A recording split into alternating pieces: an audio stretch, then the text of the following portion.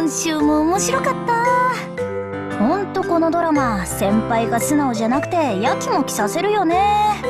自分のそばにいるのが当たり前だと思ってた女の子がいざいなくなると急に調子狂っちゃうところとか見ててニヤニヤしちゃったよ。そういえばそれと同じようなこと私も前に言われたような。思い出した。確かロゼリアの練習にバイトで参加できなかった時だ。私がバイト終わってスタジオに行ったらみんな心の底からほっとした顔してたな。アコなんかずっと待ってたんだよって抱きついてくるしほんと嬉しかったな。まさかみんながあそこまで私のことを必要としてくれてたなんて思わなかったから。そういえばあの時からかもね。前以上にロゼリアのことを考えるようになったのは、もっとみんなの役に立ちたいって。ロゼリアのために私ができることってもっと何かないかな。ムードメーカーってだけじゃなくて、もっとみんなの役に立つこと。何か新しいことに挑戦してみようかな。そしたらきっとロゼリアのためになるよね。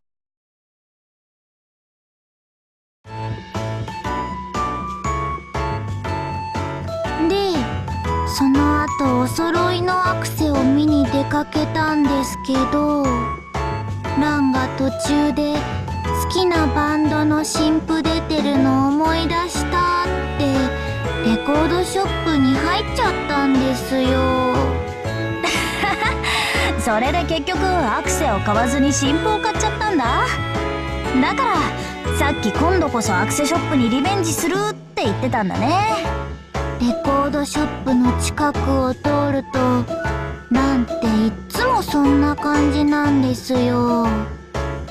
次こそジャム買えるといいな。あ、そうだ、その時の新譜私も買ったんで後で聞きますか？前にアルバム化したあのバンドなんですけど。聞きたい聞きたい。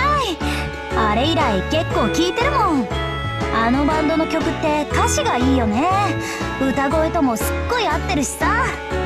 それはやっぱりボーカルが作詞してるからですかね。自分の声をよく知ってるっていうか。なるほど。だから声と歌詞の雰囲気がぴったりなのかもね。ボーカルが作詞か。言われてみれば確かにロゼリアも歌詞はユキナが作ってるな。うちも作詞はランですね。確かにバンドのボーカルが作詞やったり作曲やったりっていうのはよく聞くよね。アフターグローって最初からずっとランが作詞してるの？昔は微妙に違いましたね。そうなんだ。まあその辺は超泣ける話があるんですけど秘密にしときます。秘密か。それじゃあ聞くわけにはいかないな。けど作詞って大変そうですよね。気に入った歌詞が出ないときランなんていつも以上にムムっとしてますよ。声かけても私いつも無視されるし。わかるな。ユキナが作詞に取り掛かると夜中部屋の電気がずっとついてる日とかあるもんね。その明かりを見ながら私が代わってあげられたらなとかよく思ってる。ちょっとリサさん、どうしたんですかいきなり。それだよ、作詞だよ作詞。作詞？私が作詞とかできるようになったらユキナだってもっと楽になれると思うんだ。やっと見つけたよ。昨日からずっと探してたんだ。私がロゼリアのためにもっとできることないかなって。すごいなあリサさんって。